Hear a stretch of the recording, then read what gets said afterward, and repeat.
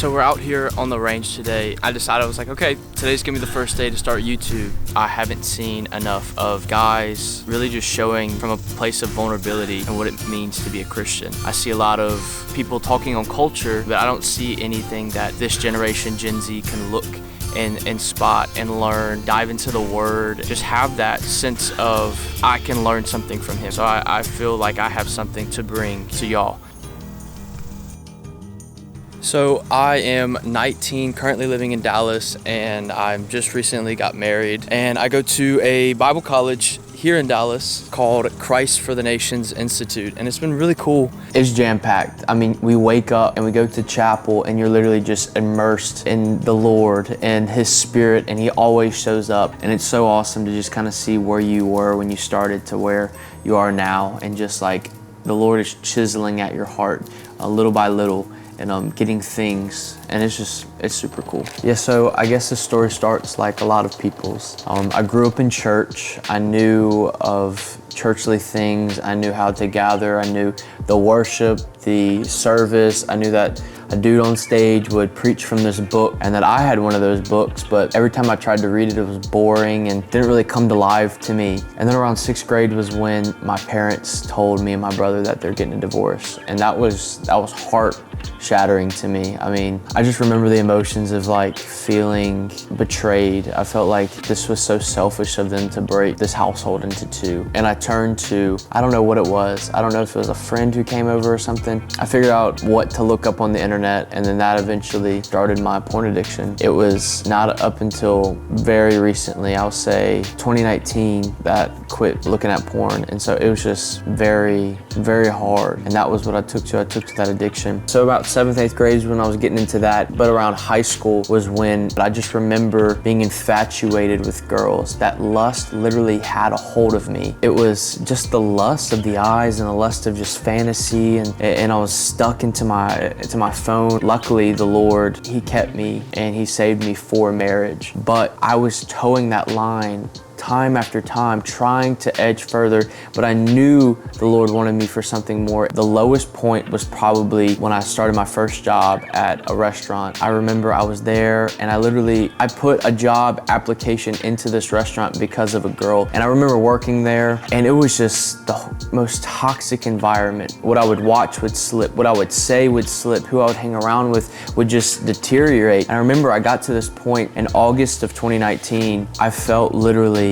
a tug to leave that restaurant, and so I did. And in August, I quit, and I was looking for a job, and so I texted the church that I attended. I texted a guy there, and I said, like, hey, I would love to just do whatever, and that's literally what I did. They gave me a mop and a broom, and they said, all right, get to work. And that was my part-time job in high school. After that was working at the church that I was attending. That ended up being probably the best decision for me. I remember September, October, just like trying to get my head straight. I was cleaning and putting in podcasts and just listening to whatever preacher and stuff like that. And I remember just kind of like tilting the tide just little by little. I remember it was Kanye, of all people, and I was listening to his album, and I was hype about his album. I remember listening to it, and it just, I can feel chill bumps now, like listening to his story and listening to the album of just him proclaiming the gospel on that track, Jesus is King. And I was listening to it, I was bumping it, I was in the sanctuary in the youth building. This clearest I've heard the Lord's voice. He said, if I can do it to Kanye, I can do it to you. I want your life. And I remember when He said that, it literally brought me to tears, and I said, okay, Lord, you can have my life. This is November of 2019, still hanging out with friends that I really didn't need to. I dropped all the guy friends that I was with, and I dropped all those girls I was chasing, and I just stopped. I was like, Lord, I don't care if I don't have any friends. I just want you.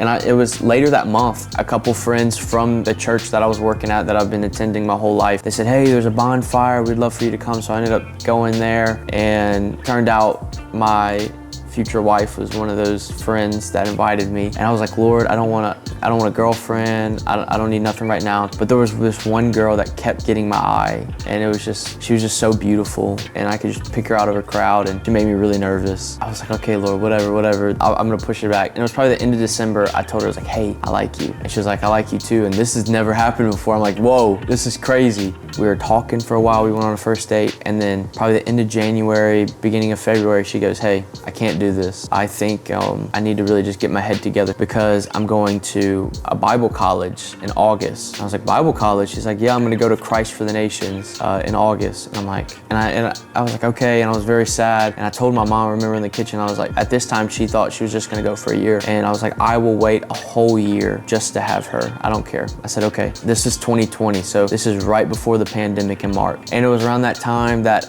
I asked her to be my girlfriend again. And she said, yeah, I would like to. I think this is good. There was something about 2020. The Lord's hand was on 2020 for us as a friend group specifically, because it was about 8 or 9 of us that would meet every single Monday, even through the pandemic. And we would just pray and intercede. And I'm telling you, this was between 16-year-olds and 21-year-olds all meeting together and never knowing what the gifts of the Spirit were, of prophecy, of healing, never seeing it before, but just looking on YouTube and saying, oh, this preacher's speaking about it. Why don't we do it now? And we were just gathering together and we were allowing the Holy Spirit to minister to our hearts like we've never seen. We had no guide to this. It was literally no adult that was teaching us. It was literally just us showing up every Monday, and so many good things came out of it. It was probably around October, November. I remember I was working at my job, attending that church as well, and I was just feeling burnt. I just felt like I was doing a lot of things at that church, and I was attending LSU for my first semester, and nothing felt right. I don't feel right at LSU. I don't feel right getting my degree there. I don't feel right working where I am right now. I was like, all right, I just need to talk to someone. I ended up talking to my spiritual father, who's my grandfather. I just told him all this, and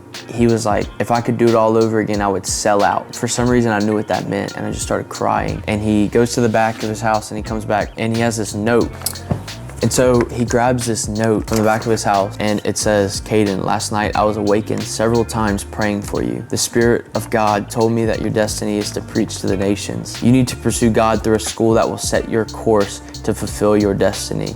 Love, Pawpaw. He was reminding me of a prophecy he spoke over me several months prior, and I completely forgot about it, but he said, you will preach to nations. And when he said that, it just sealed it. And I said, okay, Lord, I know where you want me. I'm gonna go to Christ for the nations. My grandfather, he says, and we wanna pay for all 3-4 years that you go. We wanna pay for that. Next semester, I enroll and I end up going to Christ for the nations, where my now wife was going. Yeah, the Lord has just been faithful. If I can tell anyone, he's been faithful. And Christ for the Nations has not been a walk in the park, has not been easy, but he has been faithful. That I've stepped out, he has been faithful to remain, to put his hand over my life, to have his authority and his care as a good shepherd. And I want to remind people, there's probably decisions that you're like, I don't know if I should step out. But if his voice is saying to do it, if his peace is saying to do it, then do it. His hand will guide you. His hand will sustain you. That I have not once lacked provision. I am 19, married, in another state. He has provided all throughout. And so I just hope my testimony can bear witness to what Jesus can do in your life and what he will keep doing.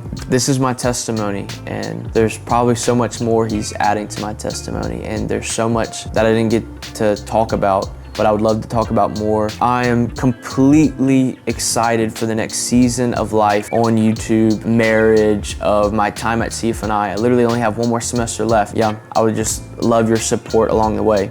So thank you so much.